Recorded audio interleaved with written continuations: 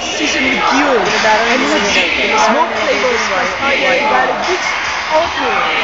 Added century tuna, chili corn tuna with omega DHA. Chili con carne tuna is a proud product of the Philippines. Yeah. Is that all? Ah? Is that all? Ay, talsi ka laway, kita-kita ang laway. O yung kanin, no?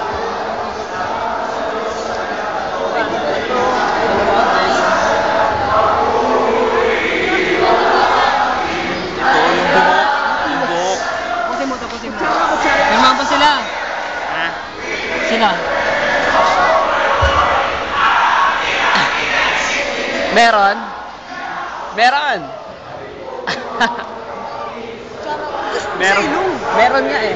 Meron. May something na kakaiba. Ha? May kakaiba.